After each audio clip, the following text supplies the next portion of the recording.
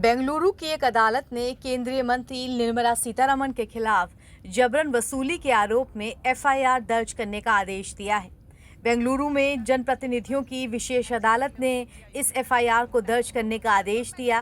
केंद्रीय वित्त मंत्री निर्मला सीतारमण के खिलाफ कोर्ट ने चुनावी बॉन्ड के जरिए कथित जबरन वसूली के मामले में एफआईआर दर्ज करने के आदेश दिए हैं। ये आदेश बेंगलुरु की पीपल्स रिप्रेजेंटेटिव कोर्ट ने दिए हैं। जनाधिकार संघर्ष परिषद जेएसपी के सह अध्यक्ष आदर्श नैयर ने बेंगलुरु की अदालत में शिकायत दर्ज कर केंद्रीय मंत्री निर्मला सीतारमण के खिलाफ कार्रवाई करने का निर्देश देने की मांग की थी।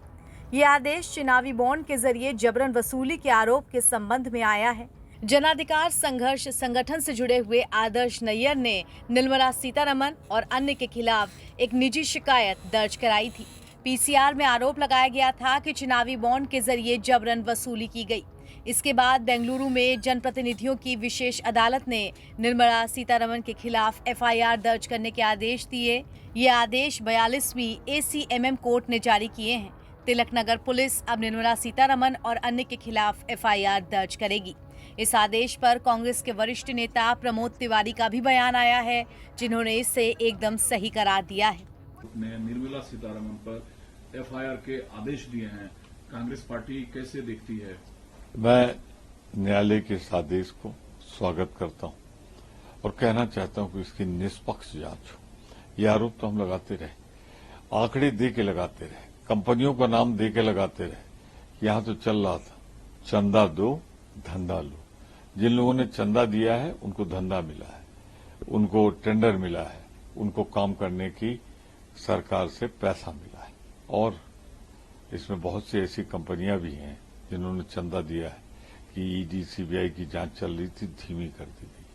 तो कुल मिलाकर ये तो एक गुंडा टैक्स की तरह वसूली की गई है।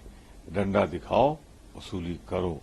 ये 8,000 करोड़ से ज्यादा की जो वसूली हुई है, और इसीलिए तो भाजपा घबरा रही थी सुप्रीम कोर्ट में कि नहीं, इसे चुनाव के बाद आप इस पर सुनवाई करें। मैं सुप्रीम कोर्ट को धन्यवाद देता हूं कि उन्होंने सुनवाई की और आदेश दिया कि इसको सार्वजनिक किया जाए। तो पब्लिक डोमेन में है, सार्वजनिक है, कैसे भाजपा इसको जस्टिफाई करेगी?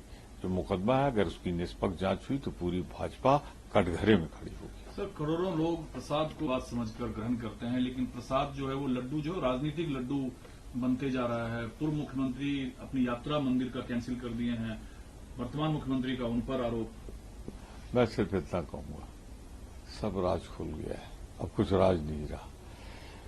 वाईएसआर के जमाने में चर्बी युक्त खाना परोसा जाता रहा प्रसाद के रूप में, और जब ये सरकार आई तेलुगु देशम जो एनडीओ की सहयोगी है, इसके शासनकाल में बहुत दिन चलता रहा। पर भाजपा तो हर वक्त मौजूद थी केंद्र सरकार के रूप में। उसका इंटेलिजेंस इनपुट नहीं था, उसने नजर नहीं रखी। अगर तुम चर्बी खिलाई उन्होंने तो आप कम दोषी नहीं, क्योंकि आपको देश की सुरक्षा और देश की भावना की जिम्मेदारी आपकी थी। तो गुनहगार कौन है? बहस तो इस बात पे है कि नंबर 1 वाईएसआर कांग्रेस जो भाजपा की समर्थक रही लोकसभा राजसभा में, नंबर 2 पे तेलुगु देशम जो एलआई है भारत, और तीसरा भारतीय जनता पार्टी जिसकी केंद्र में सरकार है। बता दें कि केंद्र सरकार ने 2018 में चुनावी बॉन्ड योजना शुरू की थी। इस योजना के तहत राजनीतिक दलों को मिलने वाले चंदे में नकद दान को खत्म करना था, ताकि राजनीतिक फंडिंग में पारदर्शिता बनी रहे।